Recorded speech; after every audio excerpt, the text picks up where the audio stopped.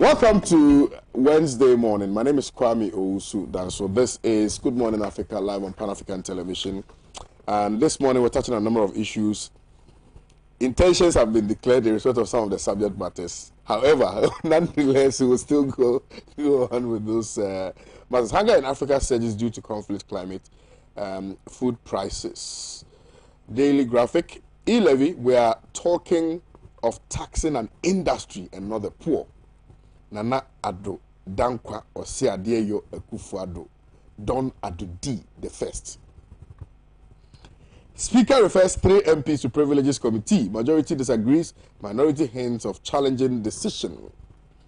Doomso looms. Komnat Donko warns over government failure to increase capacity. There's a story on the front page of the Inside newspaper which I feel ought to be discussed. Mining-related conflict, a threat to national security and foreign investor interest. Dr. Solomon Owusu admonishes government. This morning, as always, very excited to have 3 of my favorites here in the studios. Honorable Dr. Rashid Pelpo, MP for Wa Central. Good morning. Good morning, my brother. Who has been dashing cement and cash. I'm coming for my cement this morning. And Dr. Adubaku Kisi, Honorable. Good morning. Good morning. MP for Anyasu Tuom constituency. Very honorable man indeed. And our very own Edgar Redu. Good morning, sir. Why do you mention my name as if I'm in the boxing ring? Anyway, so I trust that you are going to be sharing with us what your thoughts are on this platform. You can do so by going on our Facebook page, facebook.com/Pan-African Television. Leave your comments underneath the Facebook live stream, and I will read them out for you. Well, since intentions have been declared from the very outset, I think it's important that I deal with the African story with my 2 honorables. Right, so let me start with you, Dr. Rashid Pelpo. Hunger in Africa surges due to conflict, climate, food prices. Read the story. Right. Okay, so the story is in the daily graphic. Respectfully, if I can have the daily graphic, sir. Yes, thank you very much. Now, he's hijacking the paper.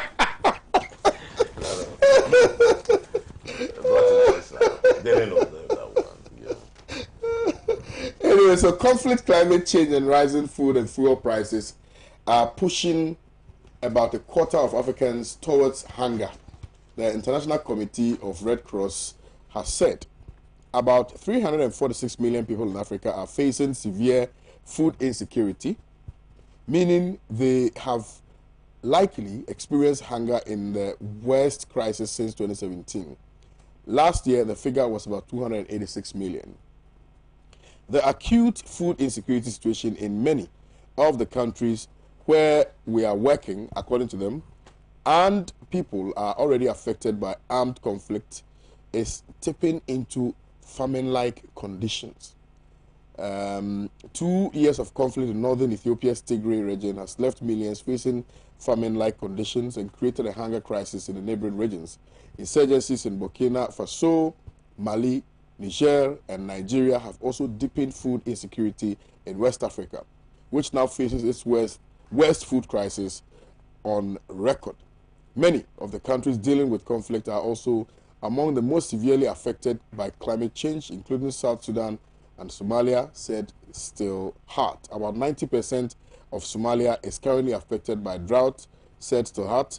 If this year's rains do not materialize, 1.4 million children under 5 will be acutely malnourished, the United Nations World Food Programme has said. That is the story. Well, it's a sad story, but my greetings to Wa Central, my people, and the rest of the country who are watching. And the recipients of the of the cement and the cash. Yeah, once a while we try to help our people. This is for a community where they are filled, their schools are filled, they have extra need for a classroom, and they are digging the ground and getting sand, trying to build themselves. If you go to see what is happening there, you use your last person to help them. You know, so I just try to be of help.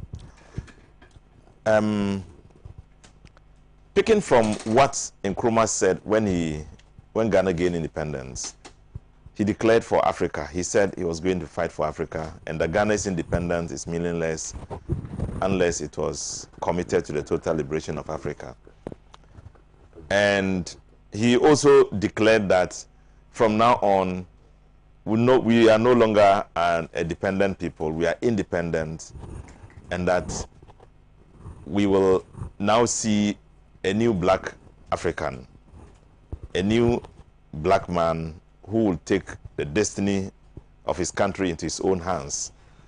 So we now have an independent Africa taking the destiny into our own hands, and not too long after all the independence struggles we went through, on a yearly basis, we suffer hunger, inability to take care of ourselves. Our economies are going bad. Leadership are not demonstrating good leadership. There is challenge of organizing our governments, and challenge of young people getting jobs. Our education is still crawling. We are not focusing education to train our people to be able to respond to the new challenges facing us every day. We are in the new internet world, 21st century world, failing to grasp the concepts of new thinking. And then we face this problem of hunger. So it's disturbing, for us to be seen talking about hunger in Africa when it is the richest continent in the world. It has everything. Ghana demonstrates the riches of Africa. Ghana has gold, it has diamond, it has manganese, it has cocoa, it has oil, it has human beings who are hardworking and thinking, and yet we fail just as many others fail. We are unable to grow our economy to the point when we can have jobs created for our young people. And imagine from the 1916 when we lost, when the NDC, when there was a change in governments. 1996. 1916. 1916. 2016. 2016 when there was a change in administration. The economy, unemployment was growing at about 7.5% or so. Right now, we have rate of unemployment hitting about 15%. 14.5. 14.5, about. So you have a challenge of how we can maintain and manage an economy. The CD is dropping. Things are going bad. It's just symbolic of what is happening in Africa. In some countries, it's worse, So that shouldn't be happening in the present regime, where technology is now abound. You don't go reinventing the wheel. You use technology as it exists to better your lives and your conditions. Thinking has gone far, and education is spreading out. The world is becoming a global village. And so people must begin to develop themselves. Africa doesn't seem to respond that way. It is a reason we have all these challenges. Climate change is inevitable. It is spreading out, whether we like it or not. But other countries are also facing the same climate changes.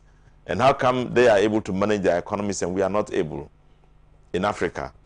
So it's a pain we are experiencing, and I just hope and pray that leaders will rethink and redefine ourselves so we can approach this issue in a more logical manner and a more forceful attitude as well. Well, thank you very much. Doc. Yes, the key thing is... How's Anyaso too? Anyaso too, tough times. Tough times. You're facing a lot. When you talk of employment, when you talk of school placement, which I think is one of the issues that I'm currently dealing with, it's not easy. Parents with their wards, school selection issues, and unfortunately, a lot of them may have been avoided if during the process of selection. You were involved. Not me involved, but if the parents did the appropriate thing, as in assessing the awards, capabilities and the schools they chose. But at any rate, we are where we are, and from here, I still need to go and follow up on some students and their needs for changes. What about roads and... Our road network... Because I do recall that it was one of the teething issues raised. Still persist. Okay. Granted, we're trying as much as possible to get contractors on site with mobilization through many means. So we're working hard, but it's not easy. It's not easy. It's a very vast constituency. Oh yes, I mean per the not just vast, voluminous in terms of population. I see. The current estimates are over 300,000. Wow. In the constituency, yes. That's a lot. So I'm literally second in Greater Accra. I see. Behind the now infamous Dome Kwame. Now, finally, before you have a bite on this, once upon a time there was a lady who was slandering you on my show. What became of that issue? Because I know that she was arrested, but then you just let her go. I just let her go just about a week or so ago, in terms of forgiveness. Full forgiveness. I think she's shown remorse, and I mean, I think it is still a problem that a lot of members of parliament are facing. People using Facebook accounts or social media accounts to defraud people, and I think I'll put that caution out there. Be very careful, when you're chatting supposedly any member of parliament on Facebook, on Twitter, or any of the other social media outlets, because people are actually impersonating a lot of government officials, promising them things that they cannot deliver, like work, school placement, and things like that. So please, a lot of members of parliament will make sure they meet you in person if it necessitates a financial transaction. So don't send any don't send any money to somebody purporting to be working for any government official. Okay. Be very careful about that. All right. Yeah. So now to the substantive matter of hunger in Africa. I would choose climate to discuss that because of the fact that climate doesn't know any body. When it rains, it pours. And looking at an example of the Keita Sea Defense issue, which is huge, when the rains went into those homes, it didn't care whether there's conflict in Ghana or not. It also didn't care whether food prices are high or not. And I really think that all African leaders ought to pay particular attention to our climate change, in the sense that it impacts us the most, because our infrastructure is very bad. And in the European countries with good infrastructure, look at what happened to Germany just last year with their flooding. But they rebounded quickly because they had the health service, they had the emergency services intact. But in Africa, our biggest challenge, and I will always go back to the current example, Keita's issue of flooding. Now people need to be resettled. Yeah. They don't have ways and means to farm, because even if they were farming, the floods would have by now damaged all the crops, which also happens. So the link between climate and our hunger is very clear. And I really think that all governments, or even if I should come to Ghana, all governmental agencies ought to be very mindful about climate change and how it's impacting us. And I really think that, unfortunately, we are hit the hardest because look at our housing system, and I'll go back to Keita at the moment. Some were living in mud houses still. Some were living in very low lying levels in the area, which begs the question, the engineering aspect, our traditional beliefs about relocating. I mean, all of these things are hinging on us having hunger issues and food insecurities. So I would limit my discussion with regards to the African story to climate change and the need for us to become aware of how it's impacting all of us, our lives. Last year, a lot of maize crops were damaged in this country because of not fertilizer issues, because of rains that damaged crops when people's farms got flooded. So I really think that as we move now into the raining season, we need to be re-conscientized about global warming, climate changes, and its impact, and to come to terms with the fact that it is as real as it is, and it's not so distant from us. And when we do our bushfires, when we do our forest damages, all of these impact all of us, wherever we may be. And I think we need to drive home the need to become, better urban planners or spatial planners, paying attention to the global warming and the changes and the need for bigger drains, desilting in our country, because it all still adds up.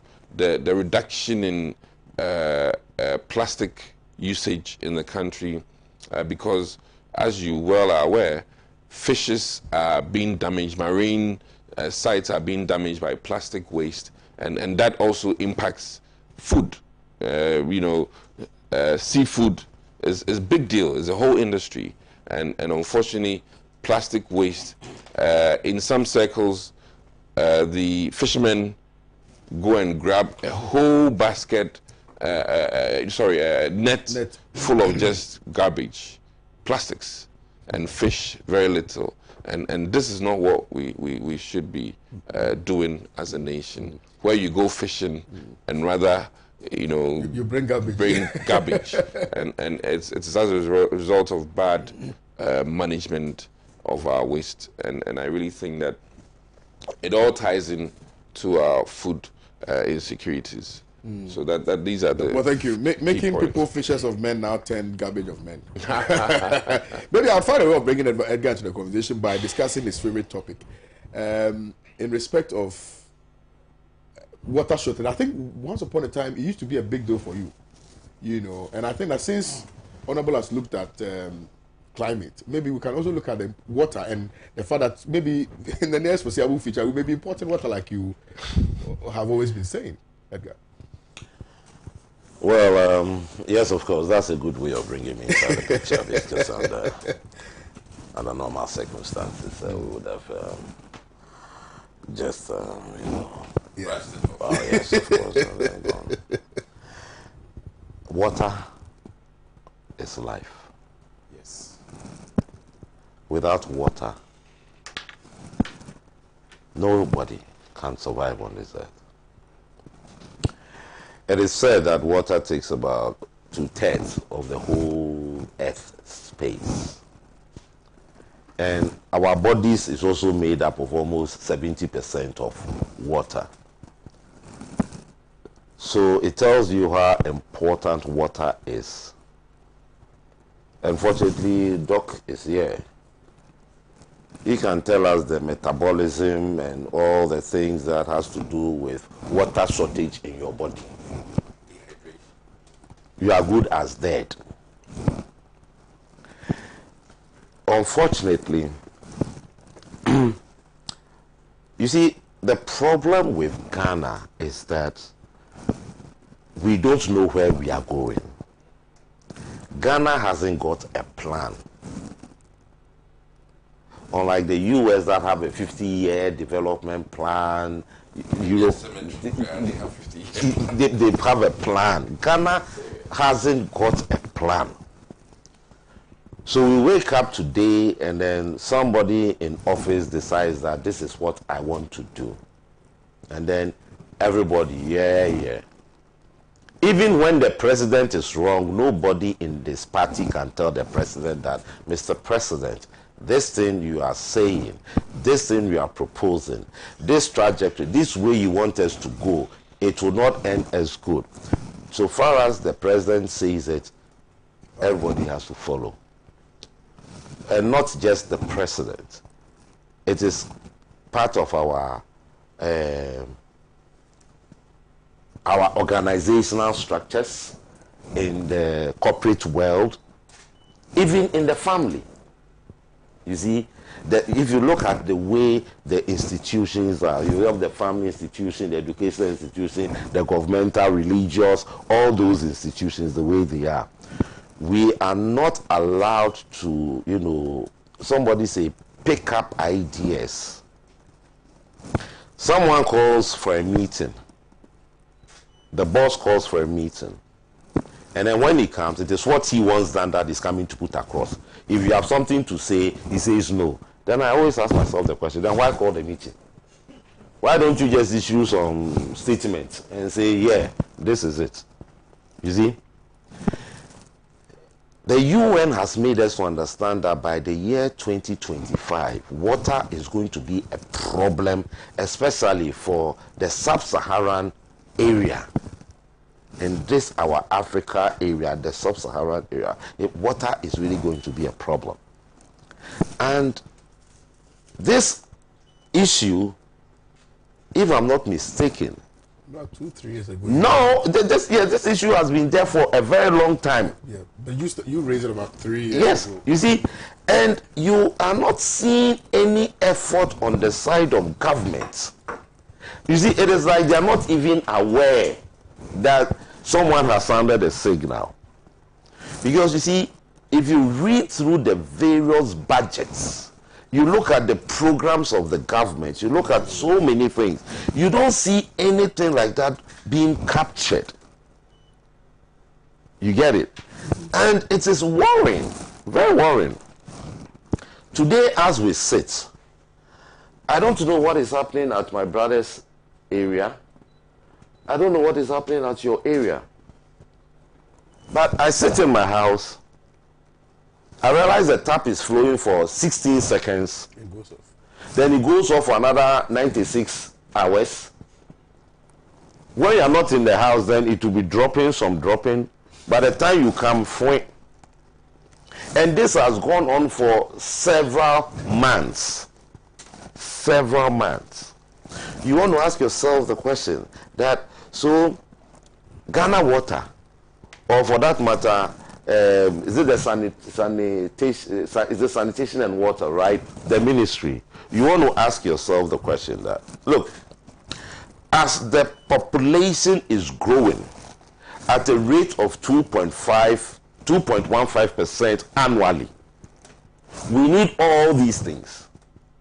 You need more food, you need more water, you need more accommodation, you need more health facilities, you need more educational structures and everything to accommodate the growing population. You want to ask yourself the question that, so what programs are in place such that if every maybe 3-4 years a new water treatment plant is coming up or not, what is going on? How the extent to which, look, for 5 or 6 years now, right? 5 or 6 years now that we started free SHS.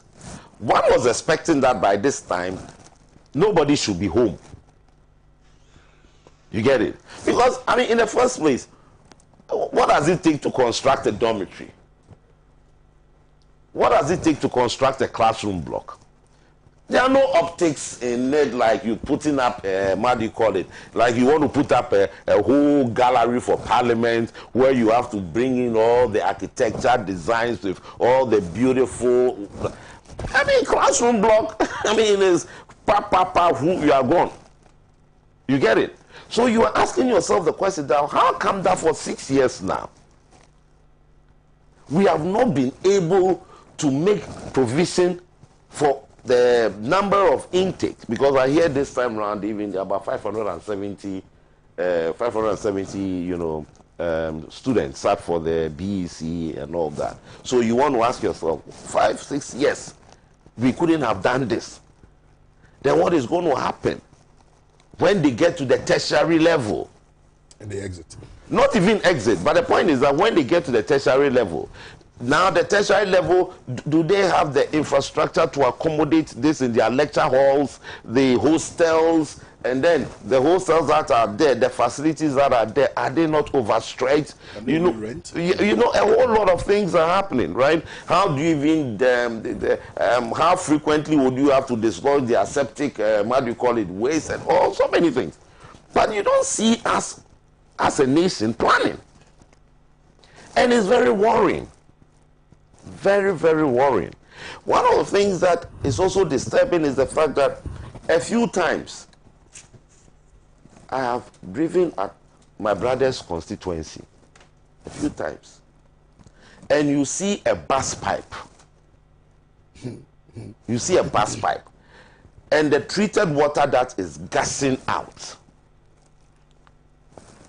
You can confirm from, is it Stanley Mate, the number of times I have called him.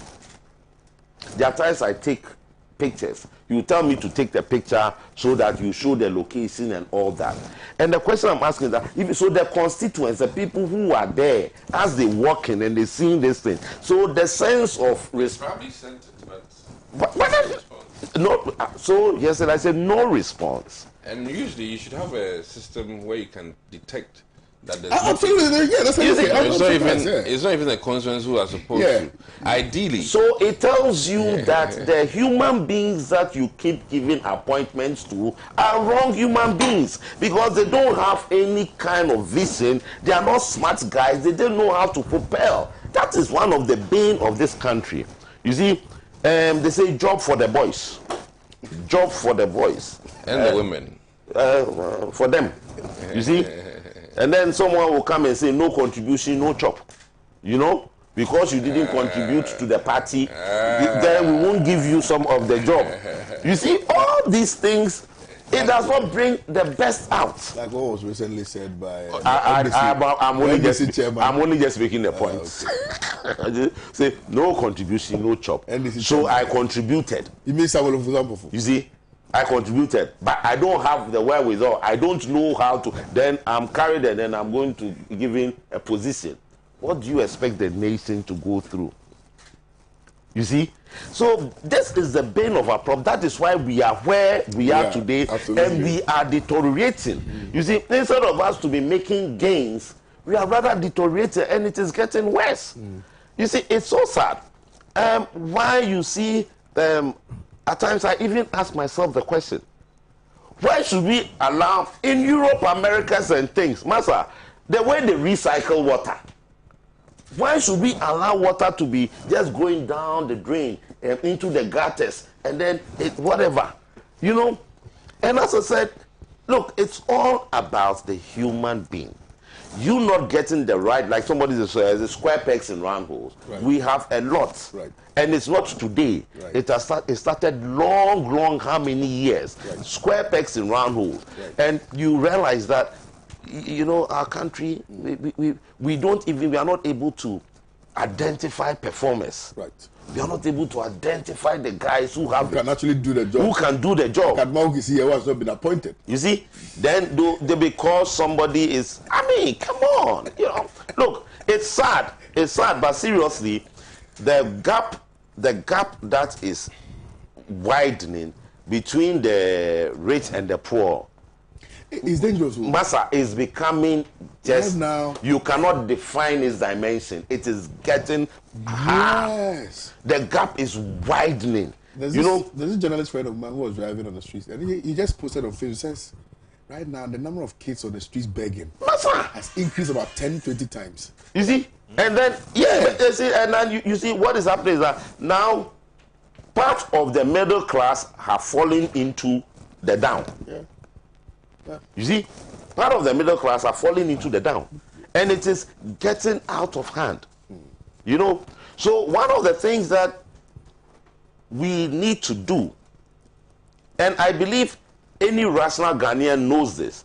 I know every human being sitting in parliament knows it, but they are not talking about it. All the people who have sat in the seat of government as ministers, advisors, you want to ask yourself, the National Development Planning Commission, the NDPC, you want to ask yourself, all of them, the documents, the research, every paper that they've put down, what has happened to those papers? Because today, some government comes and says that, I'm coming to do my manifesto. That is what the people, how do you say it? That is what I presented to the people. Okay? That is what I presented to the people. Because NDC comes with its manifesto, NPP comes with its manifesto, name them, all the parties come with their manifesto. And then they'll tell you that the people voted for my manifesto. So that is what I'm coming to implement. As to whether what you are coming to implement is in the greater interest of Ghanaians that will see us the next 15 years fruits bearing, that's a different matter. Right.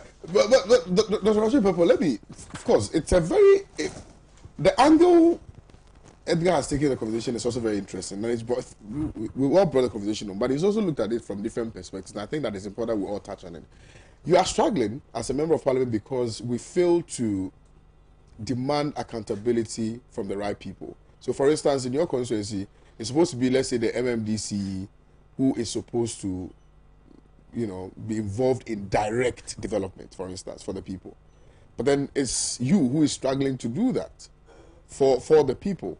And when you are unable to do all of them, they say you are not performing.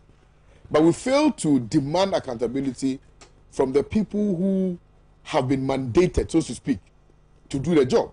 And so oftentimes you find the MPs struggling, gasping for air, struggling to achieve unachievable projects.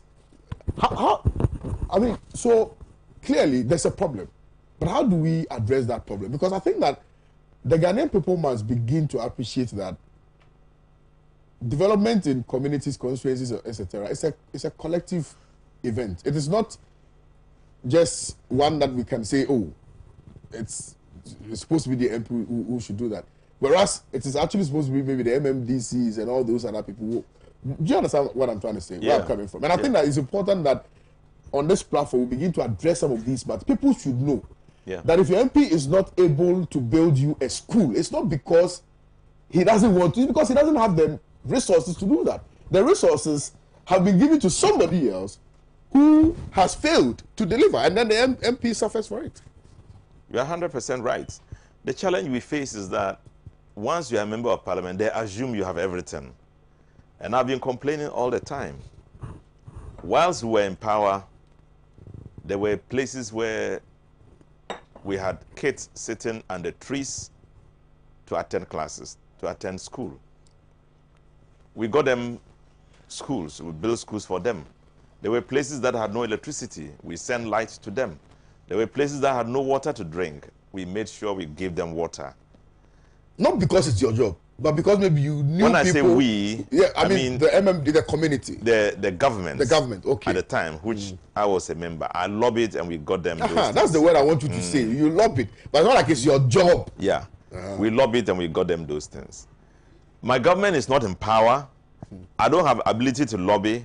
And yet, when there is a problem with electricity, I have the ability, I can lobby whether we can get it. It's another matter. As for the lobby, you will lobby. Yeah. But whether you get it is another matter. And besides, sometimes governments have their policies.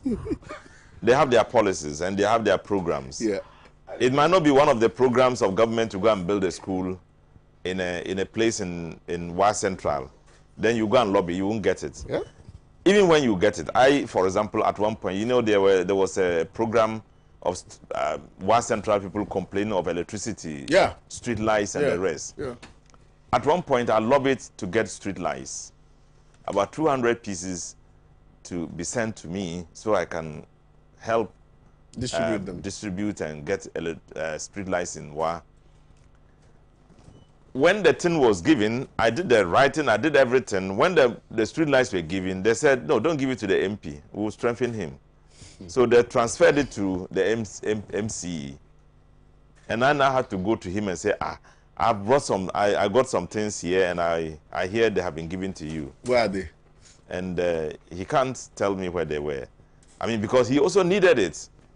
So there's a limit to which you can lobby and get what you want. But the issue is this, that when you are capable of doing something because you are in power, they see that you do it.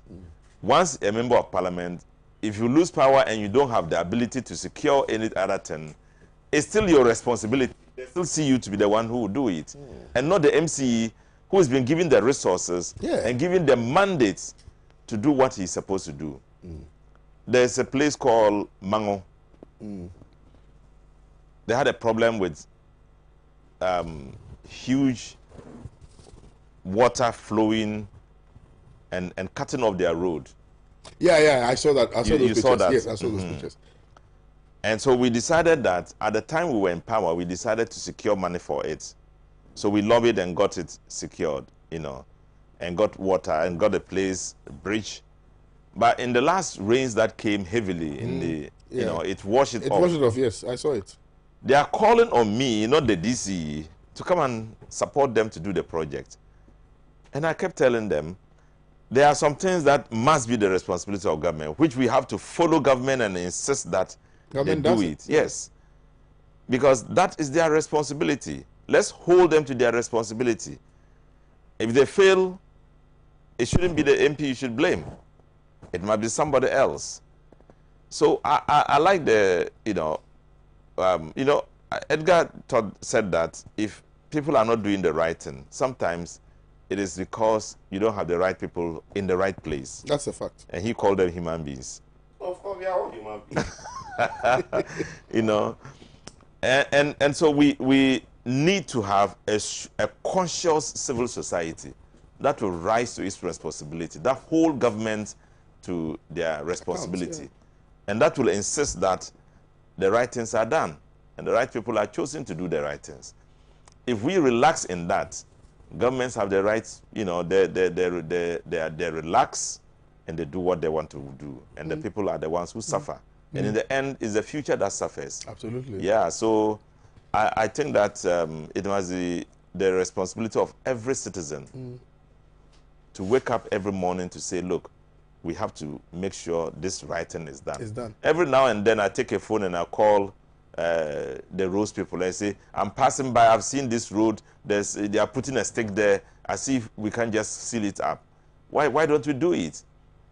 And other people drive past there. Nobody complains. Sometimes I wonder why nobody talks about it. You pass by and you see rubbish lying by the roadside, you are worried. I decided, okay, I do a U-turn, went to the DCE. My friend, why? This is your place. Why is this road here? This rubbish all about it. He said, oh, you have asked people to do it, and then he'll call people and they'll go and do it. So why must it be, No, it's because maybe you're a member of parliament. Me, whether I'm a member of parliament or not. No, I get his point. He needn't even go there. You should see it. Yes. That's the problem. Yeah, you see, that's the point. Is like he needn't even come and complain. Yeah. We have to be conscious to our responsibility. Yeah, I get it. The right human beings have to be taken. I get it. So they can do that thing. But again, other people, just like I do, should do it. Not because I don't do it because I'm a member of parliament. No, I'm not saying that. I do My it. point is that they respond to you quickly because I'm a member of because parliament. people do not have access, and that's one of the problems I have here. Yeah. You cannot simply just wake up, walk straight to, for instance, Lance. They won't even allow you. They won't even allow you to see the minister. Yeah, that's true. So that is always my problem. I have a classical case I would thank Chief Director Abbas for, Rose.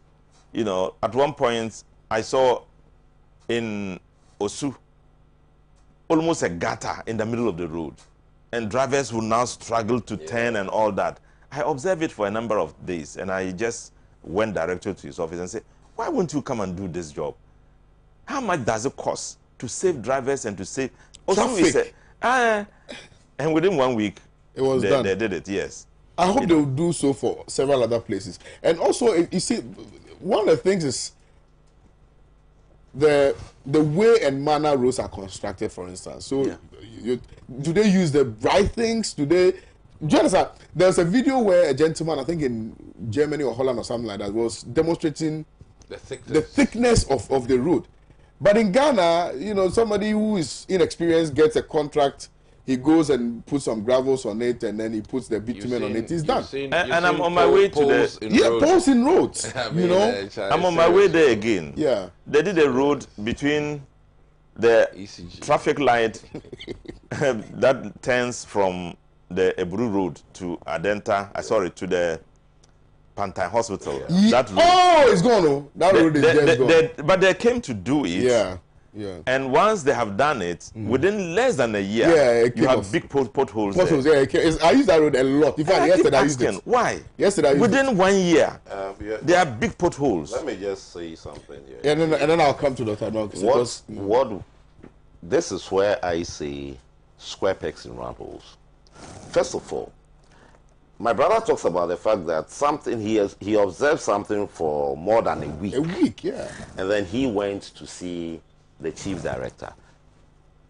The question is that there are people working in that same ministry who are always using that road, and then they see don't simply give it. You see, there are people working in that same ministry, and they see it, they pass on it every day. Yes. But then it is not their business. They don't care, right? But then if you say one must be allied to his or her responsibilities, that makes you a citizen. Having used it, you should know very well immediately. You should report to the appropriate, look, Mr. Director, I saw this on this road is not in the best of immediately. Even the bosses themselves, they use it. But they would dodge it. I mean, when you look at the issues in for instance, in your constituency and related to what Edgar said, Edgar also makes a very important point. And to be honest with you, it's my fear. The fact that the gap between the rich and the poor is widened. It's gotten to a point where now it appears that we do not even have a middle class, sort of. So if people are depending on you, it's 100% dependence. I don't know how, and I think that primarily it is as a result of the closure of the banks. That's what I think, because I believe that, I believe that for many of us who came out from the university and things like that, most of them were employed into the banking space. A lot of them were making some good money, taking care of their family and things like that. Small businesses. We're getting money because they were getting small, soft loans and things like that. You close down the banks, you shut down the middle belt, you close borders, you've killed the middle belt, the middle class, totally. So maybe you would have to also look at that particular issue. But first of all, I mean, about your constituency. I cry sometimes for you, to be honest. And I use your constituency. I use a road in your constituency a lot, because sometimes when I'm going to Cape Coast, I just dodge and I look at your place, very big. The demands are many, flats. Every time when it rains, it's crazy, But then everybody is on your neck, demanding for one thing or another. How do they expect a member of parliament, who is only just a member of parliament, who is supposed to argue on policies, to pull out money or whatever they find money and come and construct bridges, come and construct road, and if you even try to do something like Okoboy tried to at least put something there, they say, hey, look at what he has done. It's not his job. People should get it. That is not the job of an MP to come and construct your road. Well, it's a two-edged sword, like the Bible. In the sense that some of us too, when we're campaigning, that's what we say we'll do. So the citizenry have a right to demand, in all fairness. And I think that as it stands, yesterday I managed to sit with the Indian High Commissioner, and one key thing I told him, that we have to be now agents of recovery, as members of parliament, in the sense that we need to hold people and bring them up.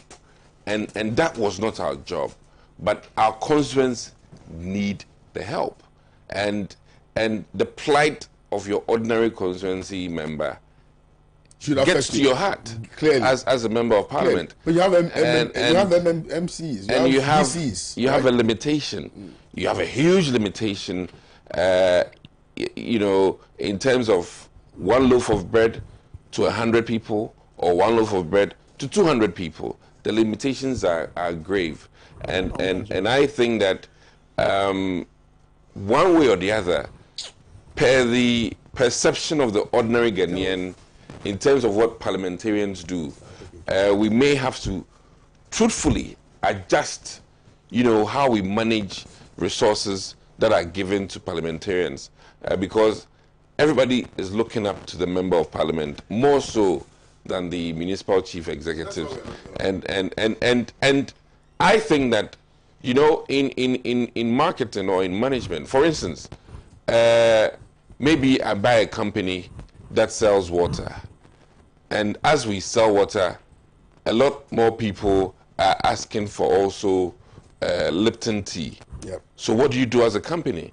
You have to make that decision that if the clientele come and they want water and Lipton tea, then we have to merge. So I really think that, in all fairness, I really have to say this on air, that per the demands on the ground on members of parliament, our developmental aspect has to be empowered or has to be increased so that we can be more of what our citizens are asking for, because they are not asking for legislative work alone. I mean, I sat in Parliament 3 days ago, we're looking through some bills, and I was telling the colleagues that, Charlie, this is what we're actually supposed to be doing. But all this work we're doing, the citizenry are deaf they don't see to that aspect. But that is the real meat and the real deal of parliamentarian work. Absolutely. To assess bills, tweak it, manage it so that the policy that comes out is in the best interest of the ordinary person. Right. But we don't see that. I mean, look at our issue that we'll be dealing with. Who would have thought that Henry Korte would be going to Privileges Committee? Who would have thought that? Because on the average, the monumental work he did with the transfer of people from the onion market, I mean, that and he had our support. Is monumental. Yeah. And it begs the question, is it the regular attendance or is it the efficacy? Which is which? Is it the, signing in or forgetting to sign in that matters? Is it your presence or is it your ability to make huge impact that matters? Which is which? Because you can have parliamentarians, the likes of all of the NDC and members of parliament who are apparently not on this issue, who have not necessarily impacted our onion market like Henry Korte. But now Henry Korte is on Privileges Committee. So I mean, we need to really delve into matters and ask the relevant questions. And it comes back to one thing I'll add to Ege's quotation today is that we major in the minor things very well in Ghana. In Semhununo, we major in those. Thank you. And for instance, there are a lot of parliamentarians who just got on board, and even on average, for the country, the capacity building of members of parliament, it takes. I'm now really taking off. It's getting to close to 2 years. I'm now really. Now you the seat up. Taking off as a member of parliament. Yeah, but mind you, the first day I sat in office, other unscrupulous men and women, start already conjuring how to bring you down. Not to even wait to assess your work. They go out, once you sit first day in office, there's plan B, how to make this man's life horrible and how to end him in 4 years. And it will cost the state, because the state is training you to perform, and within the space of 2 years, you are not going to be a first time. No, I'm just saying. I'm showing you. I'm just saying that these are the issues. No, of course. And unfortunately, the ill intent of people, the non-foresightedness of people, drive people to do some of these things. And I really think that as a nation, if we should make development our priority, then we'll be rather ring fencing and supporting people who can push the developmental agenda more so than majoring in PhD syndrome, which is the pull people down syndrome. And I really think that it's unfortunate that as a country, our expertise is more towards, as I said, majoring in the minor things. MP no, obaye, to say, but I'm wondering, I mean, where else I'm supposed to be in Parliament to do the people's job? The other things are a plus. When I come to your funeral, it's a plus. When I come to your engagement, it's a plus. But now we're flipping it to not the legislative work, but how outdoor outdoorings has he gone to? How many funerals has he gone to? And is that really going to help our developmental agenda? It's a huge question. And those who feel all these kinds of sentiments ought to be careful that which is which. Is it the Henry Quartey who has done monumental things for Accra, who is the #1 regional minister? And that one, you cannot discount it anywhere. Henry Quartey in this country is the #1 regional minister. That one, not because I'm in Greater Accra, but Massa, do any polls, do any voting, Henry Quartey will come up as the #1 regional minister that we all adore. And in that sense, which is which? Is it what he's putting out, or is it the register? Okay. Right. And that is what... Briefly, let me just read a few messages, yeah. And then I'll come to Edgar, then we'll move on to discuss the E-levy matters. Yes, absolutely. Billy Bala says, good morning to you, KOD. Please tell Honorable Rashid Pelpo that they should also report about the this road too for us. The one under the overpass at Old Peace FM Mile 7. That place is terrible. It's bleeding. That road is bleeding. It's terrible. Under Mile 7, there's a Mile 7, there's an overpass, there's a bypass. We use the bypass from Achimota here. Guinness. After Guinness. Yeah. That's driving so down. You're going towards Mile 11 as if you're coming back. The traffic is caused not because of vehicular movement. Water but in because the road. The water is stagnated. Directly face the camera and talk to the minister. The minister will listen to you better than me. So me, I've said it. The minister has heard. So, and people have complained. In fact, one of my colleagues actually went there and did a video, and it went viral. Still, nothing has been done about it. I think if you can send us the video too, I think we'll send the video and make. I'll go there from here. I'll go there myself for the next. I'll go there myself and shoot it and send it. We'll make it an agenda for the next 6 weeks. Okay. So this one says good. Good morning to KOD. Okay, you are talking about E-levy. We are coming back to E-levy. Pelpo Al Gaddafi says good morning to you, CKOD, and to your panelists. Welcome back, Dr. Edgar. Chronic anxiety is a crisis of hope. It is the fear of a failed future. Depression is a crisis of hope. It is the belief in the meaningless future. Definition of what President Akufo-Addo and MPP government is putting Ghanaians through. From Prince Pelp Wala in Wa. Okay. Edgar, you wanted to make a quick point and then we'll move to see, yes, my brother said it. That you see, the ordinary Ghanaian does not know the value of an MP. They see the MP as the change so far as development is concerned. As to why he's sitting in Parliament, they don't care. with his legislative power, it's not their business.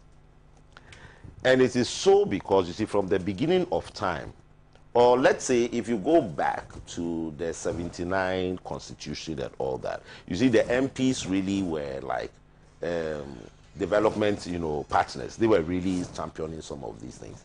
And Nkrumah really did that. You see, he said, go to your constituency. You see, unfortunately, the 92 constitution took that thing away. But on the campaign, you see, on the campaign trail, the kind of things the MPs say, the kind of things they say on the campaign trail makes the ordinary man see that it is this man who can come and change our situation. Absolutely. And this thing became a problem.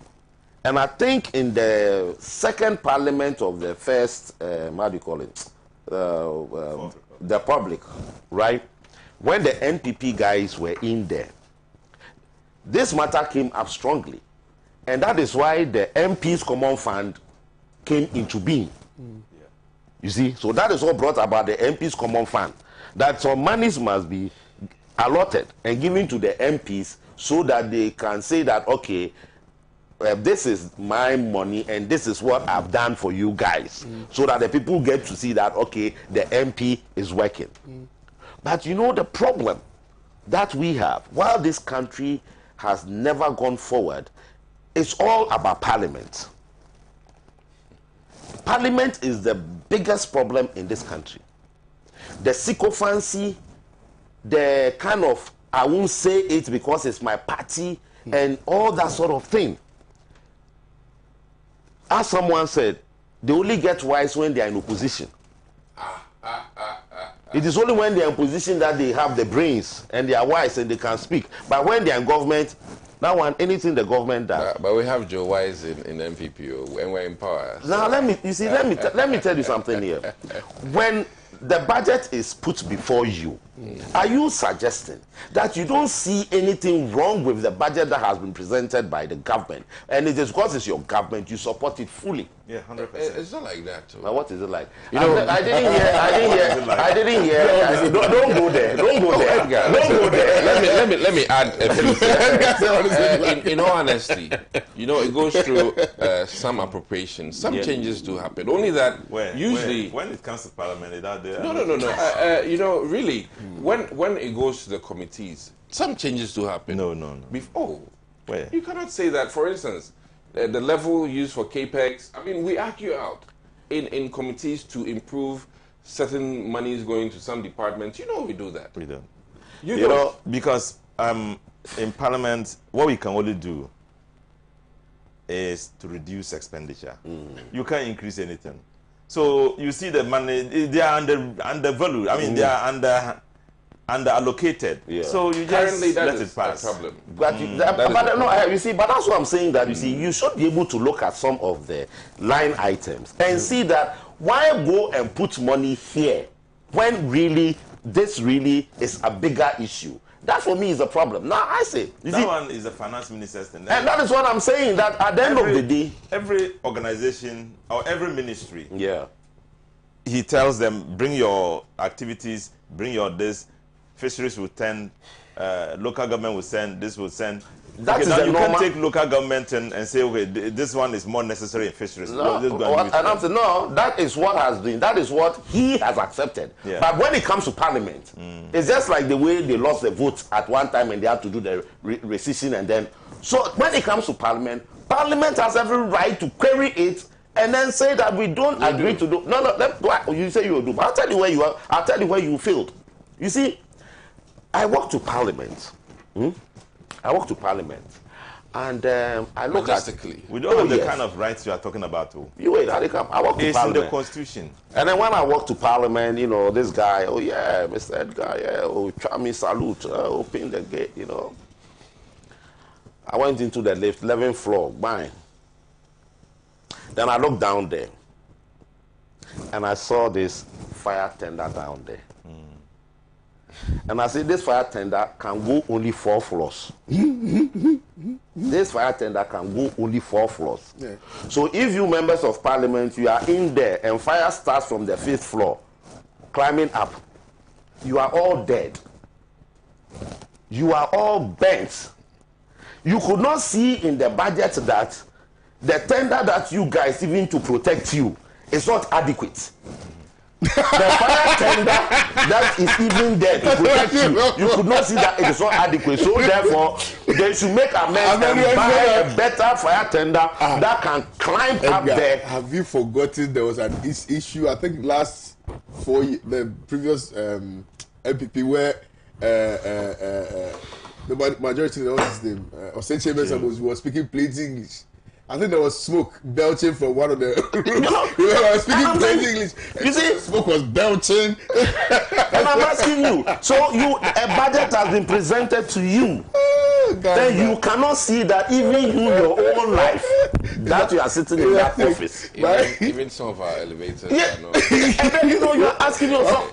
By the way, when fire gas, so I'm asking myself, president, what will you pass? And I'm asking. So you are sitting there. You know what? I look down there and I said, hey, brother, man. You know, the funny thing is this, because of my background as an insurance man, it's very easy for me to identify risk, see all this things, so I can easily just look at it. So I said, hey, 11th floor. That's my floor. I walked there, I saw all of you. The left wing and then the right wing. I said, so, a word of advice. A word of advice. And we said, Gary, maybe you don't know. They have parachute too. I looked there and I said, hey, all my brothers are here. I can see them this here. They have parachute, okay. Then, I went to stand there, then I look at the thing, then I say, how I wanted to quickly get out of that area. You see, so when I look at this Babin's statement, it means a lot to me. You see, we'll end political patronage in Parliament. In fact, as I'm saying, if Parliament were to be strong, Ghana would have gone far. Would have gone far. This unnecessary party politics patronage is not helping us. Would have gone far. But then, I beg you, maybe, Master. So, 2023 budget. It's a good point. Or bring in a certificate of urgency. And then the finance minister should make money available that you go and get the right fire tender and then you put it there. Right? So you see, if you really want to scrutinize some of these things, I mean, you are doing the work, you ask, Mr. Minister, have you considered this? Why this? You know, that was about, because it is MPP, all MPP guys will support. You get it? But if it's the detriment of the country, they don't care. Oh, that's the Lover B says, we are just joking in this guy now. Aliu Musa says, I just heard a mention of a regional minister. Why do we have regional minister? Because the country is still being run like a colony. Colonial master this time is our own black people. This is neo-colonialism. This is all over Africa. This is the main reason why Africa is not developing. The central government, new colonial masters are not distributing the asset of the country equitably. They are favorites and largesse. Your position is rated according to the support you show the new masters political party. This is from Aliu Musa. Let's proceed. E-Levy. I've given E-Levy an Igbo name. E-Levy. We are talking of taxing an industry and not the poor, Nanado. And I found that statement very unfortunate. I like Nanado for one thing. His oratory prowess. Speaks very well. He's able to think on his feet to respond to questions, etc., etc. But whether or not it has depth is another matter. You are taxing the people. And then a question is asked whether or not it is not double taxation. Then you say, I'm taxing the industry and not the people. Whereas the industry that you are taxing already pays taxes on the services that they provide. So if you are saying that you are taxing an industry and not the people, I do not understand it from where I sit. Maybe I don't know economics, maybe I don't know finances, but from my small brain, I think that the president's answer in respect to this matter was very, very unfortunate. So let me start with you, Honorable Dr. Adumaku Kisi.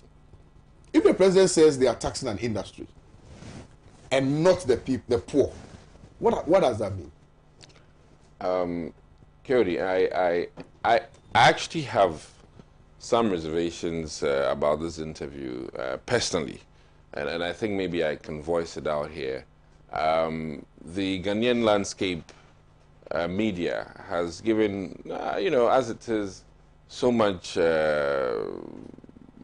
I think, respect for interviews that are carried outside the country. I mean, I think that equally capable media men in this country to handle a presidential interview. The president will not grant somebody like me an interview. No. Let me. It will not, because I will ask him the right questions. Kody, some other platforms will ponder. I thought you wanted me to. Okay, you go ahead. Yeah. So I think that, the credence we give to foreign media when they interview our presidents, we need to watch it. I am for homegrown media growth, and I really think that if the likes of Kwame Sefakan and all those other gurus we have, at least, I mean, these are stalwarts in the industry, when they do interview Mr. President, we ought to glamour and give it that kind of level of you know. Well, it depends on the kind of questions they ask the president. If you are talking about what the president is wearing, and I mean, you're asking questions, which questions that are not directly benefit the people, they will not give it that credence that it deserves. If you ask, if you get the opportunity to interview the president, that's what you're saying. You're talking about gurus and things like that. My key point. Ask the person the right questions, and people will pick it up. That's what it is. My key point again. Yeah. I'm talking in favor of Ghanaian media. Oh, absolutely, And but what I'm saying the is that, Ghanaian media must also, you know, live up to a unfortunately, certain expectation. when our presidents, and I'll cite the likes of President Mahama, when he was even interviewed by a foreign media enterprise person, you know how it went.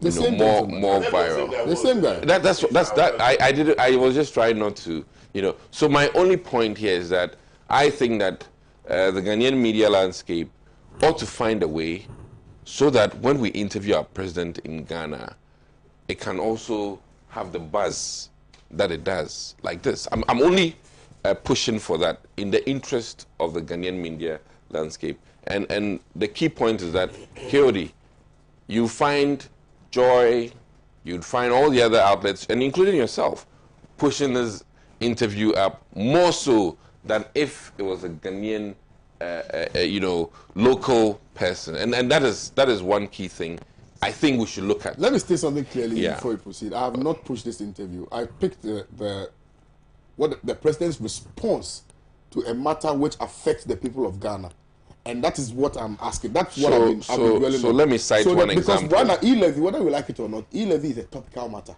When the president Yeah. made a glitch in Cape Coast, Yeah, let's be honest. Do you think it made this much noise? it was interviewed by who? Oh, those. You remember he was talking in Cape Coast. People are afraid to ask the president the right questions in Ghana. That's a fact. Well, then why? And so the president will not come to me. Why is it that the people, NPP people, decided not to come to Pan-African television? Kiodi, that's what it is. Hear me out, oh. I'm hearing you out. What I'm saying is in your interest. Absolutely, no, I get it. And what I'm saying Bring is me that the president. Let me interview him. What I'm and see if saying he's is not that go viral. Ghanaian media landscape ought to prop the appropriate people to have these kinds of interviews locally. That is what I'm saying. So that is one key thing about this issue. Now, a media man who has been appointed to a board, how do you think the person will be able to? How would the person ask the president the right questions? All the top guys that you are referring to. No, let's be honest. All the top guys that you are referring to. Kwame Sefakan, that you just mentioned, he's on the board. Paul Admotri is on the board. And these are people that we looked up to when we were growing up. How do you think that these guys will gather the courage to ask the president the right questions? Do you think they'll be able to do that? I think they should be able to. They should be. I think they should be. No, I don't want that so that I'll be able to. No, I won't. Honestly. No. But, I do not want that so that I'll be able to. Kiodi, Look, in all Edgar always, fairness, and that's the reason I like Edgar. He always used to say something. He said, Kwame, can you be able to predict what will happen in Ghana in the next 10 years? You cannot. And it's because all of us are complicit. But you just accuse MPP, and I think it's not fair. He comes to your program. Oh, no. The national organizer of the party has come to your program before. No. These are my personal friends. It's not Samuel Oku is my personal friend. It's like a brother to me. So Samuel will come not because of what he's been told. Honorable is my friend. He will come not because of what he has been told, but he knows. Nobody has. There has been a decision at the national level to boycott Pan-African television. I think now you're going a bit. Because Nana Frida is my friend. He used to come on my show. That's why he doesn't come again. My key point. We are building a nation. You are in government. And you are in government. We are asking you the questions, and you don't want to come because you think that we are not asking you the questions that you want to hear, the things that you want to hear. That's sycophancy, and I'm not a sycophant. So am I a sycophant? And No, you are not. Ellen has been coming. Ellen has been coming because Ellen is a friend of the station. Please, That's just the whole let's point. leave it there. So I think I'm only treading on grounds I shouldn't even tread at all. Thank you. So my key point is that, and hear me out. My point is that Ghana should prop up appropriate media engagement for the president, so that we'll be loud as we give this loudness to, although he's African, he's still on a foreign, network. That is all I'm saying. Now, coming to the main meal or the substantive matter, as our lawyers would say, whether we're taxing an industry or the poor, and I think that one of the key things I need to say here is that the e-levy has gone through a lot of, adjustments since we had the first reading in Parliament. And the e-levy, as we know now, is definitely different from what it was before, in the sense that, for instance, when you're making payment on governmental platforms, you are rid of the charges, which was not, the real case in the beginning. And then this 100 Ghana daily,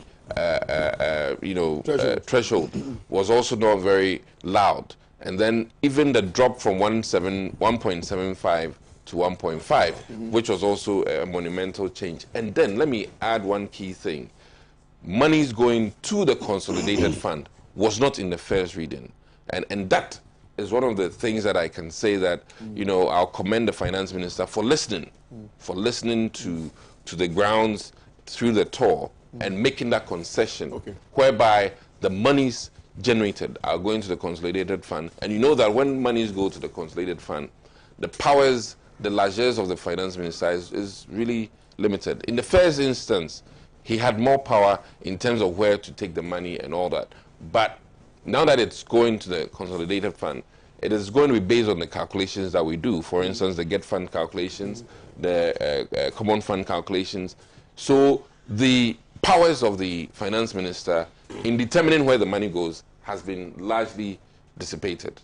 And then more importantly, the e-levy as we have it now is more accountable, more transparent, or better.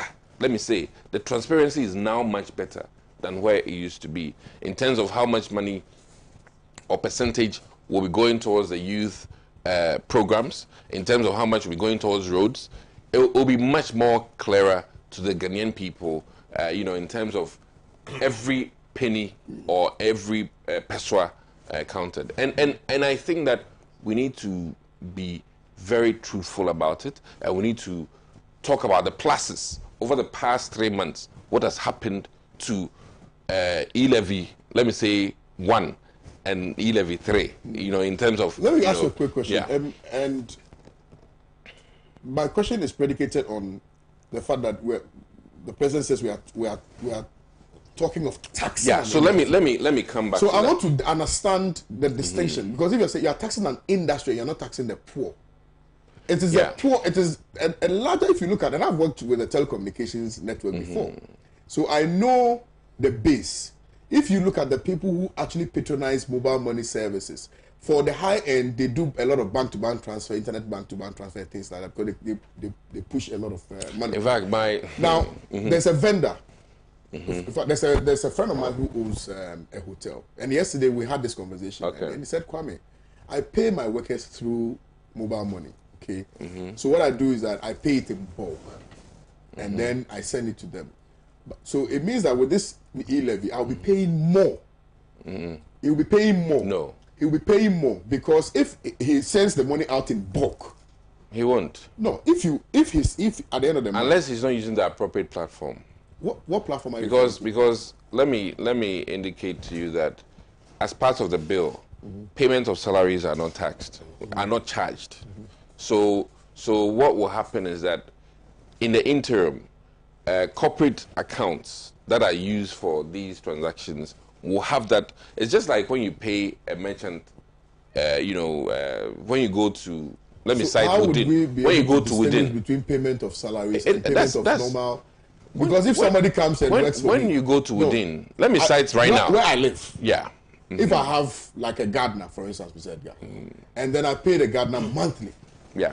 and every month I disburse 300 Ghana cedis as payment, as salary to the gardener. How would that be captured in the system as payment of salary or something to the gardener? So this is where you ought to admit that in truthfulness, salaries to a gardener ought to, through one, this gardener who is employed should be having SNIT and all these things. And we get away with too much in this country, which the insurance broker here can admit. And this is what we are trying to change. That culture of paying a mason and the mason doesn't get, all the societal things he's supposed to get. We need to change that culture, KOD. And this is the beginning. This is only the beginning. Is double taxation It isn't. better? Because I go to a restaurant, I buy food. When the receipt comes out, I'm paying NHIL, I'm paying COVID fund fee. Let me I'm paying all of these things. hold your thoughts. Then I there. decide to pay with mobile money. Then I'm paying extra charges KOD. on the bill which has already been taxed. KOD, I really How do think you that reconcile that? I really think that you may then say that it is not even double taxation. If you should list all the taxes you pay, then you're going to say it's quadruple, quintuplet taxation. Because the key thing here, and let me let you be an agent for e-levy in this sense. This one let me say this. Get me to interview the president and I'll be an agent. The biggest thing, Timmy, the biggest thing I love about e-levy is the fact that a quantum of that money will be used towards the infrastructural development of IT in terms of the wiring, cable networking in this country, in terms of improving the internet speed. And these are, for me personally, that is one of the things that it makes me very happy about it. Okay, so you are done with your submission. Well, I mean, in truthfulness. And let me just say one key thing. In conclusion, yes. Taxes, whether to industry or to the poor, are really taxes to the people. It is individuals that pay taxes. So I would say that literally all taxation is to the people. From a business standpoint, if you tax me more, I'll spread it on my clientele. Yeah. I mean, my difficulty. So, I do not trust that we'll be genuine about the collection of e-levy taxes. You know why? Let me explain why. Ghana Revenue Authority is let in me explain why. charge. So, you see, before the introduction of the e-levy, another plus. with respect, you see, now you are telling me that we have segmentation. So if you are paying salaries and things like that, no, it's in the bill. Granted. Yeah. But you see, you came to Parliament with a figure in mind that at the end of every year you are going to make Budgets X amount are of money. all projections. Hold on. Yes, you're going to make X It's amount all of projections. money. Yeah. Now that X amount of money factored the payment of some of these monies into it. So if you are telling me now that you are going to realize about 9 billion Ghana cedis. It was 6 billion, we said. It was About 6.7, Yeah. close to 7. So not it was 9. 7 billion Ghana cedis. And even that we've toned 7 down. billion Ghana cedis. Even that so we've then toned what's the down. point of, because your argument is that this 7 billion or whatever it is that you're going to realize is what you are going to push into all these other areas. How much I much are you investing in youth project, Youth Start. youth start? How much are you investing I think you are mistaken. How much are you pushing into the construction of roads? How much are you, all these matters? The percentages are there. Okay, you let me come and, to and, and you know, and let me just add one key thing. The other positive of the e-levy is the fact that we are showing as Ghanaians that we are putting into the development. We're not just asking for where are my roads, okay, where is water to my house, where is electricity. We are now really putting our skin in the game. Okay. And from an investment standpoint, when the employees of a company are putting into the company, is a huge plus. Okay. And what we're doing now as Ghanaians is that we're putting into the development of Ghana anything than any other song we've had. Amaku Kwesidona said, I did not like the e-levy ab initio, but Dr. Adomaku Kisi has made a lot of good point, explaining the issues better and easy for the ordinary person. What about payment, pension payment? What about pension payment? This one also says, Dr. Nwakisi, why don't you tell the government with all these ideas to ease the burden for the Ghanaian youth?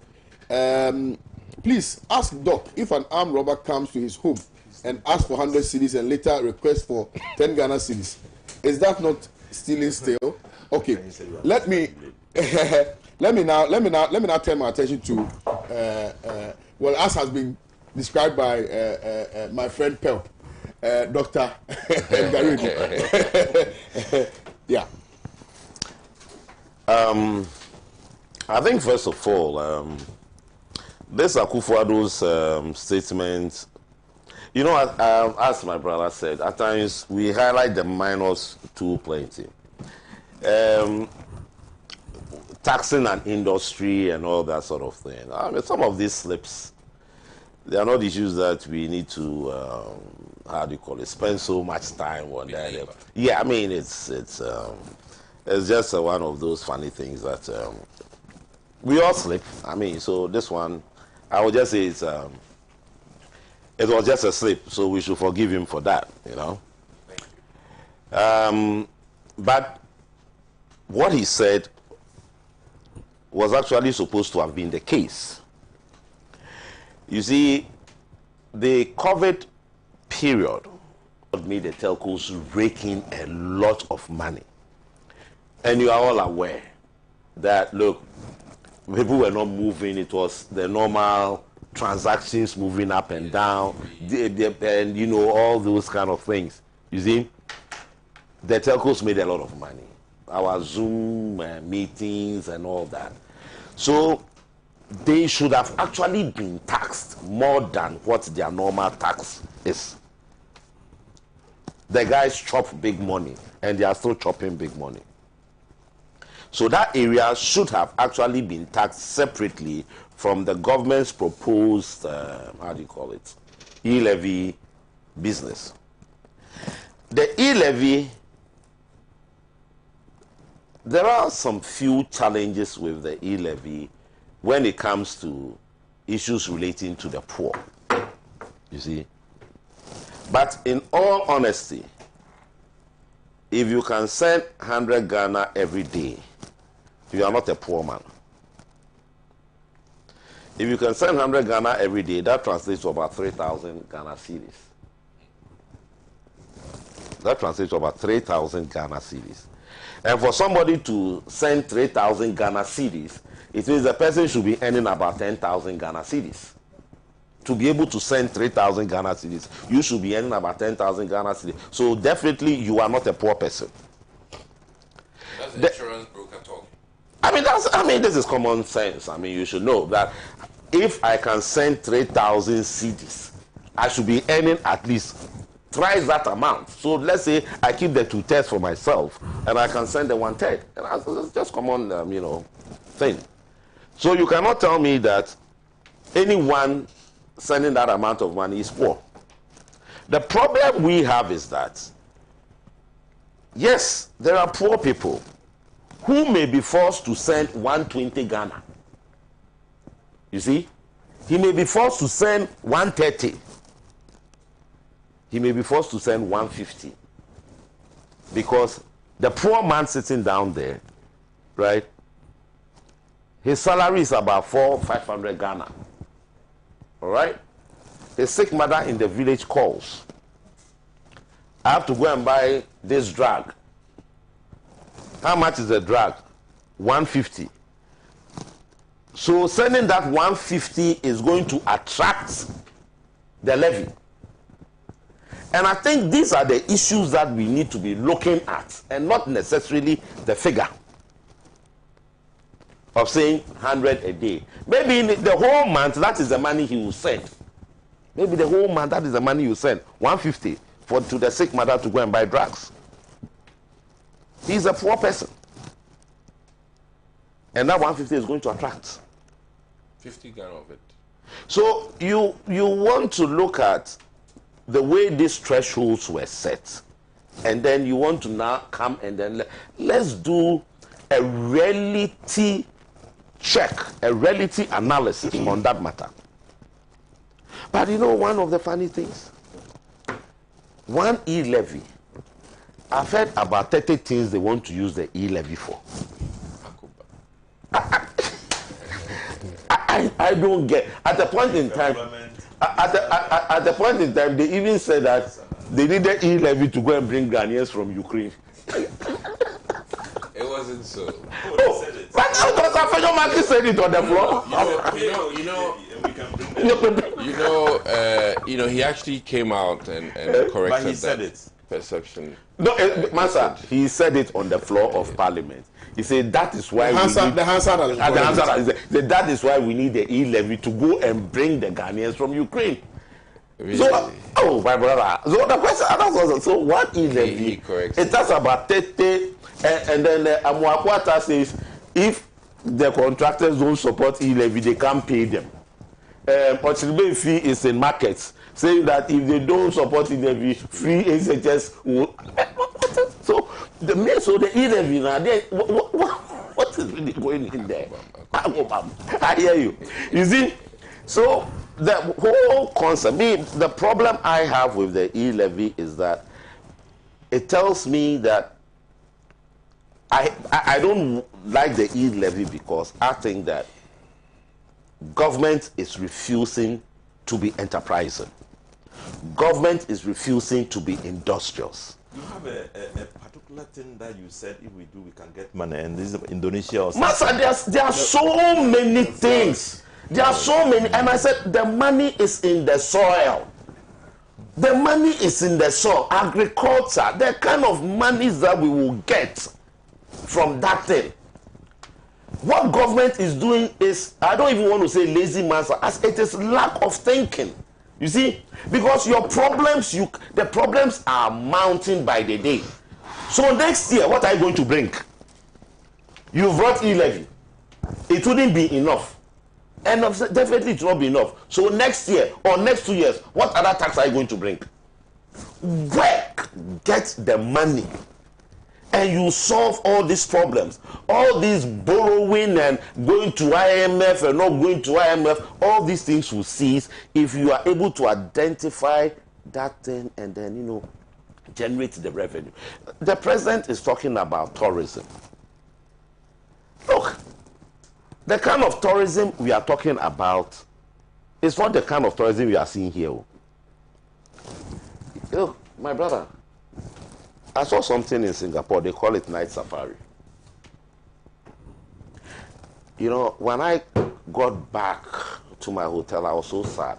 Immediately I was looking at Achimota Forest. Okay?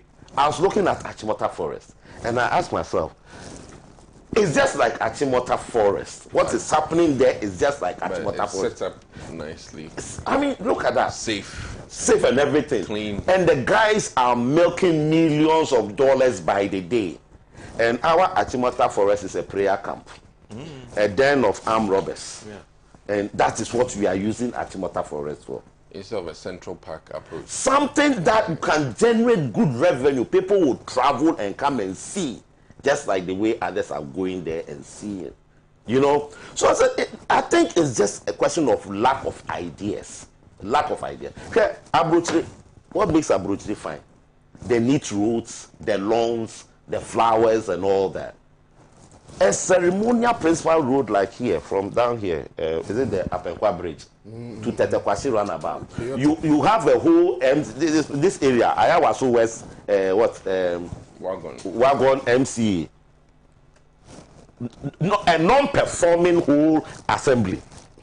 Yeah, but Oh, seriously, non-performing. Because you see, this N1, down to Tetekwasi and then down to the Abenkwa Bridge there. Go and see. You were talking about the the net cutting plastics.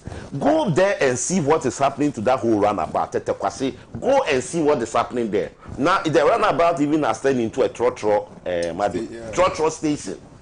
But these are areas that you can beautify it. Nice flowers, the lawns being neat. Master, even if you don't have money and you are driving on that road, even the sight alone can make your spirit even happy small. But you look at it, and these little things, they can, they I don't know. And meanwhile, you know, the office overlooks the N1. The Owusu West office, it overlooks the N1. And every time the municipal people are seen, you know. And I tell you, it's not. It's lack of ideas. It's just simply lack of ideas. How can we sit in this country? You have the whole parks and gardens. Yes, so Kempinski will go to Cote d'Ivoire and import flowers over $300,000.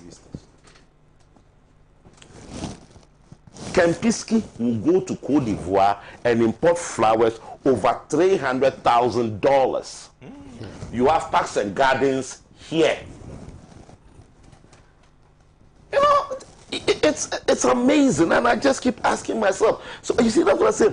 Square pegs in round holes. People who lack ideas, they have nothing to offer, and they are the same people that you'll be giving them. Then they'll be making all the noise, and you'll be wasting money on them. These people, where is it? They are all enjoying free petrol for the taxpayer to pay, like my brothers here. They all enjoy free. You all enjoy some. You all enjoy some. Even they give you cook allowance. They even give you cook. Let me bring the MPs everything here. Should I read the MPs thing on air? Let me see. We don't enjoy fuel coupons. I'm telling you. You enjoy cook allowance. You enjoy furniture allowance. How much does it cost? How much? All of it is how much? It's not a question of how much. But if you are taking like 10,000, what is you are getting it? And then you have all these. You pay why do they give you medical allowance and things? They don't. Why don't you use NHIS? They don't. All this is chopping our money. Look, and then you drink tea. You drink tea. Bring other people. And then you drink tea. You drink tea in the office. But other people also drink tea. Yeah, so by the TV, I can't say yes for the take. No. You can take that money for the human being. Buy your own tea. Buy your own tea. We buy our own tea. Even graphics have to supply them. Graphic. No. I think that there's a misconception out there. We don't get fuel coupons, please.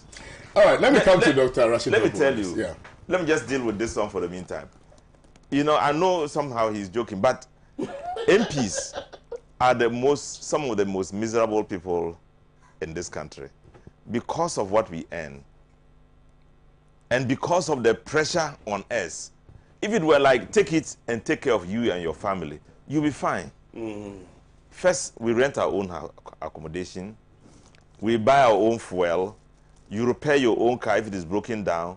You pay your own maid. You take care of your driver. You pay your own driver. And in the end, what you have is so small. But there's pressure on you. From your and everybody is putting pressure. Buy this for me. Buy that for me. When you are unable to do it, you become an enemy to the people. And it becomes a problem. So I often ask myself, when can we end corruption in this country? Because the people themselves are asking you to go and look for money and give to them. You don't have it. And you should still find it and give it to them. Yesterday I was asking somebody, he said, oh, he hadn't received his salary. Have I received mine? And I said, hey, an MPO. Then I asked him, oh, how much do you take? He said, Master, 7,000 though, but the thing is not coming. If you are lucky, you take 10,000. If you are unlucky, you take 6,000. The reason is the car loan takes 6,500. Your party is taking some. Your this is taking some. Your insurance is taking some. No contribution. At the end of it all, you are taking something like 7,000, 8,000. If you are lucky, 9,000, 10,000. And then pressure on you. Your children's school fees. Your relatives are calling. Your constituents are calling. The committee allowance. You take this whole year. Have we taken into committee allowance? We haven't. That's the problem. You. Oh, it'll come later. It will come like 4,000 Ghana cedis or something. How much does it? How much is it? Plenty. You have to fight for MPs. Charlie, you guys need a chop. The day they increase, they said they will increase. That guy is teasing you. The year they said they were going to increase MP salary to 12,000. Come and see the whole Ghana. Why should an MP take 12,000? This, that. Meanwhile, you go to an MD's office, he's taking 70,000 a month. He can pay the MP He can pay 4 MPs. 5 MPs together. 5 MPs every month. Nobody's talking about that. Anyway, so the e-levy is a big problem. It's a big problem in this country. The problem is that if the e-levy hadn't got all the challenges it has, like taking money directly from people when they have not done any service to them, you just go and take their money. It's a very difficult tax. It's retributive. It is regressive, and you after doing all this, you take the money. You ask them, what will you do with this money? Look, government has taken nearly 400 billion Ghana cedis on loans. You don't know what they have done with it. They are saying that after taking all this, if you give us 7 billion, then we can solve all the problems in this country. Can you imagine? The loans they have taken is near to 400 billion. One key thing. Billion what? Dollars? Ghana cedis. KOD. I'll beg Honorable Rashid Pelpo. Every loan agreement comes to Parliament. It is itemized. So when we say that we don't know what our loans are being used for, sometimes I beg to differ. No, I think we can't see the effect. I think that exactly. So on paper we know. On paper, you say you do A, B, C, D. For example, there was a loan that says that they were going to construct a dual carriage from Accra to Kumasi. They took the loan. It's in process. What? How many years ago? Haven't you seen from Insowem now to... Who did it? Who did it? No, the current situation. You see, that's why I said that. The problem we have, like I said, it is the MPs who are causing the problem for Ghana. You see, look, I recall in Rawlins's time, man, there was some $25 billion that was they took to go and construct where they are sitting now. Job 600. Look, how many years? I think until Professor John Mills and Santa Mills that came, that they were able, but then they take the money, they chop them. You see? Some of them, no, all of them. No, continue. So these guys. The point I'm actually making is this: that so much money has gone into their hands, we can't see the total effect of the money, and you are saying you want 7 billion and you can do every other thing. You know that there's dishonesty in this. That's what I'm saying. So next year, what they go bring again? That dishonesty is the reason why, one of the major reasons why I will not support the dishonesty. Yeah, they bring dishonesty levy. From E, I'm you go saying to that. D, and Look, is it the other way? Anytime they want A, B, C, power D, or they E. want money, So F. they tell you a story. You believe it, it will not come. Kufo, what's his name? Nana Akufo-Addo says, when we were building the 200 secondary school, he said, when I come, I'm going to do 350. Has he done it? When he went on air and they were saying that, he has done nothing, he said, I'm going to build 88 hospitals starting from this year. Has he done it? No, but seriously, but as for the hospital project here, no matter what, we must all support it, because that's a No, we will support it. It's very, very important for the nation. Please. With the way population is growing, it's very, very important. When we came, we built uncountable hospitals. Good. As for that one, yes, we have to make sure. It's not about whether it is good or not. It's about the dishonesty in saying we will do it and not doing it. No, as for you people, those your games, me, I'm not interested in those. Where are the 88 hospitals? Those your political games. This, I'm interested in Ghana. You see, let me tell you something. You see, one of the things that I was talking about is this particular story. You see, Kumasi Shoe Factory. Yeah, I think we should let. We did it, and it is getting, So this is one of our factories. Fine. Yeah. I mean, so these are the things that we are talking about. We do them. We did them. We didn't make too much noise about it. I'm not interested. We did 7 factories here and there, but those are not the issues I'm talking about. I'm talking about the fact that we are helping or seeking to contribute money from our pockets to a government that is not going to use the money for the purpose it's going to use it for. You see, it's not going to use it to do the things that we want them to use it for. And in the end, the money will finish. And in the end, they will give you stories and give you balances to prove that they have spent the money wisely. It's going to be on paper. It's not going to be on reality. So, as a result, I think that e-levy is not inspiring. it can't make us better off. I don't believe that it can make us better off as far as Nanado and Baumia are in charge. Because he wouldn't need e-levy. He would still do it. In fact, he didn't need e-levy. He did everything that he did. All the hospitals he built, regional hospitals all throughout, new hospitals, Legon, the roads he constructed, the overheads he did. I mean, he didn't need e-levy to do them. This is a man who dwelled on wisdom and who used projection, strategy. Yes. Really? Yeah. He utilized the wisdom. Government goes on what? He utilized the wisdom of the country. He stays within and utilized the huge blow. Yeah. A low belt blow. No, but you see, you can't say we have the people and you mention them. Our accounts, our economic management team. Yo, Asafo Mafo, this, that, and you earn nothing. Today you're on blast. You have done nothing. But today you're on full blast. But it's important. It's important that I tell both of you something. One of the mistakes that the NDC is making, and I'll tell you the mistakes that you two are making.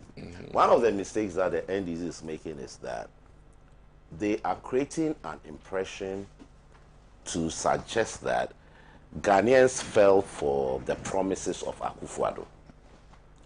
I want you to understand today, here and now, that Ghanaians did not fall for the promises of Akufo-Addo because the NDC also made a lot of promises. The action was the action is that Ghanaians were just pissed off with the attitude of the NDC. Of your small boys. That's the truth. You see, the guys, they were just angry with the attitude of the NDC guys. Yeah, unnecessary bluffing, arrogance, and some people talk like as if they are next to God. You get it? That is what the Ghanaians were, pissed off with. Now, you, the MPP, your problem is this, that your promises is there, they but to a large extent, the Ghanaians are sick and tired because they just cannot put 1 and 1 together to get 2. Absolutely. You get it?